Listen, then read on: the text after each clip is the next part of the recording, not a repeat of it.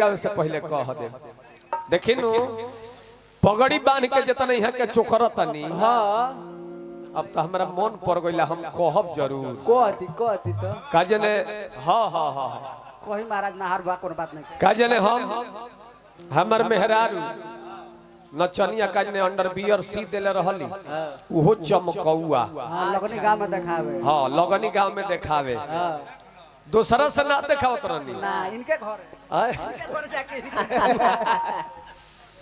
कुछ कहत नहीं बोली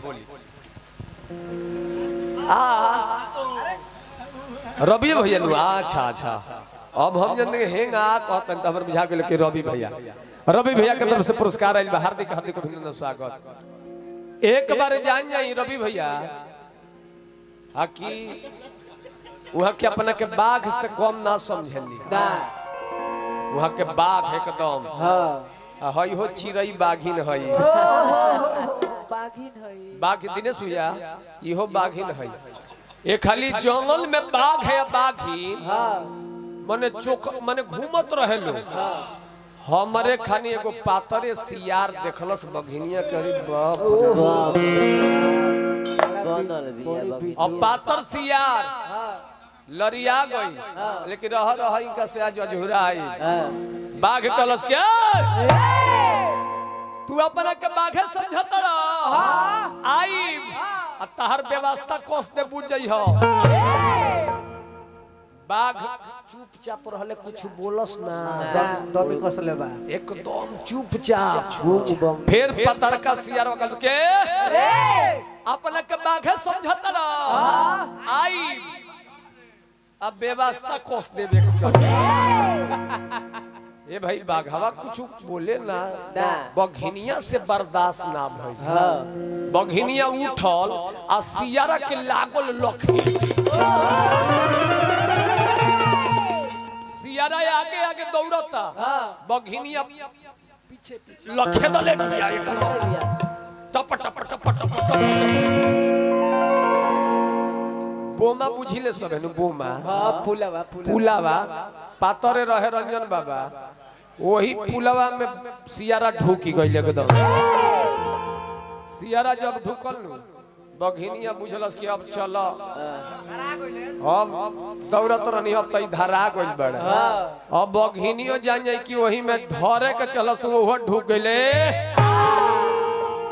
धरे के चहलस तले आधा धारवा फंस गई का करब आधा भीतरी सिस्टम बहरी अब बहरी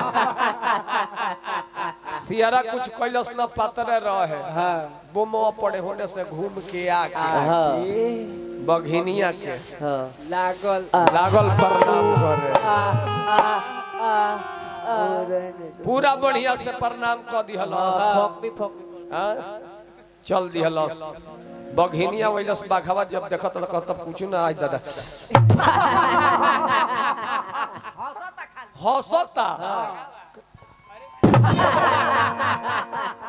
बाघवा कहता कि सुन ले बघिनिया कहता कि हंसत रह तहरा ना जाए के चाही तू लुकाई रह तहरा ना जाए के चाही रह बिली में बाघवा कहता कि सुन जानता रे हम काहे ना गईनी हो जनाज तोरा साथे सियारा कइले बानू 4 दिन तो पहले हमारा साथे को के हमारा के छोड़ देले बस यही से ना जात रहनी हमरो के कसले आ देख ली रे हमारा नचनिया के कहत नहीं हनु आ कि बुलडोजर हिया हई हिया एकरा के ना बोले ना सब नचनिया के बोल दी उपेंद्र भैया हे नचनिया के कबो मत बोलो जी पूछी का है हमारे नचनिया तनी खड़ा हो खाओ अब हने हने हेले अब हेले दिखाओ बॉडी हे जाओ तनी बॉडी दिखाओ तो हई नचनिया जहां पर खिसिया गल दिनेश भैया आ ये खाली नचनिया सुदर्शन भैया के नचनिया पर कूद गइल मन बना के सुदर्शन भैया के नचनिया में से एगो नचनिया भल दे निकल जाइए आ वो लागी नाचे दिखावे लागी करी लेकिन देखत तनी कि अभी बाती बात कच्ची कली सुन ले नजर ना हम नजर नहीं लगावत अरे वह इनका के हमारा कर दे दी हम क देब इनका काजर हम कर दे, काजर तारा काजर हम करब, तो टेंशन मत लो। अब तनी चाहत के एगो तनी लयदारी हो जा। पति पत्नी के भाव जेकर पति प्रदेश में बाड़े, पत्नी घर में बाड़ी, घरे देवर और बाड़ा सा तब तनी नंबर उमर लगा लो रंजन बाबा, लगा के तनी बतियावो। आज मारदा तहर जोन बाहल बा बहरा बा बहराइच बा उ घरे आ जाओ, लो बतियाओ।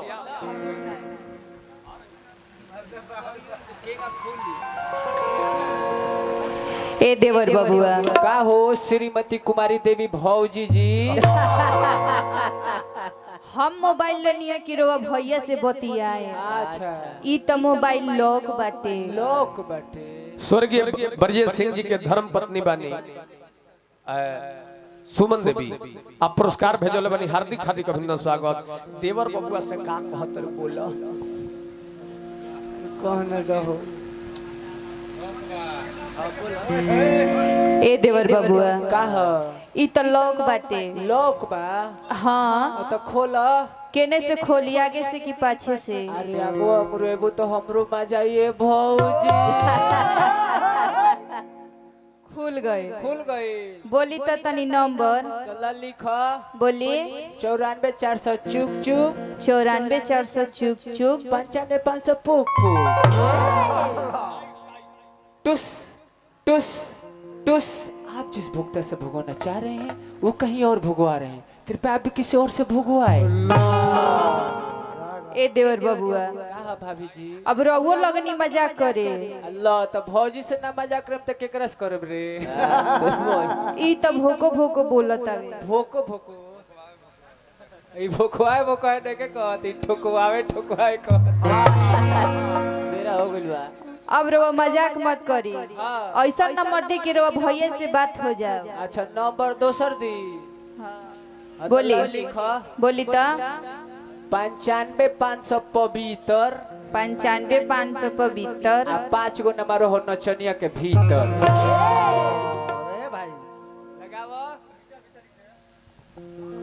वो नचनिया के भीतर 3 गो नंबर रहेला 68 वाला 68 वाला काहे के? हां 2 गो 0 अच्छा आ 1 एगो 1 रहेला आ 3 गो ज्यादा।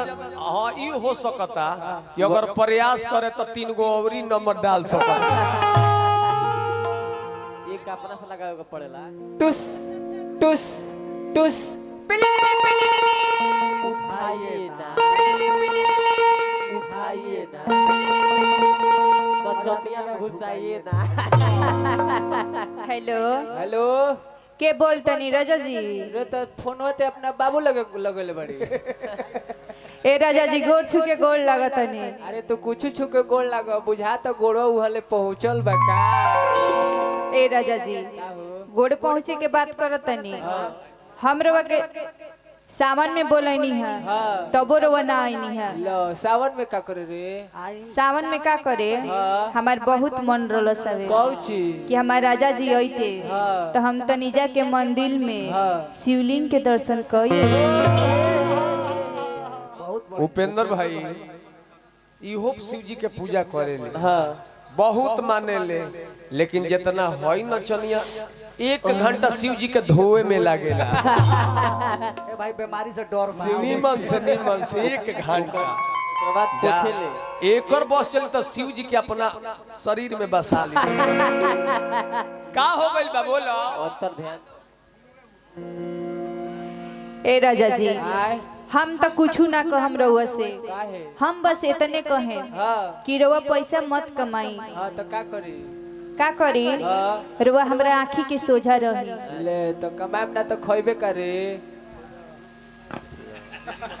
ए राजा जी आय रउआ अब देरी मत करी, हाँ कसहू टिकट करा के हाँ। रउआ घरे जल्दी चली आई। एकदम जा तहार दुख हम कह देता रे। और अतिया कहतिया तनी हुनका को उठाई दबता तनी मेन के थोड़े से उठावो। अब बेस तन कम कलो औरतिया कहतिया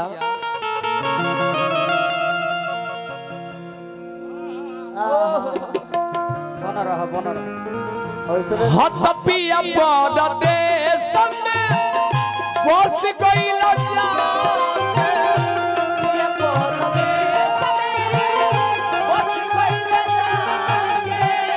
पिया परदेश में बस गइल जाके रही रही याद तुहरा सजनवा हमरो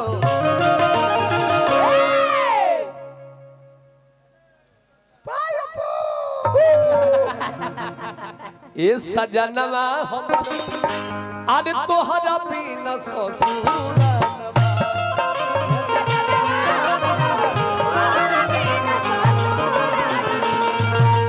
सजनवा तोहरा बिना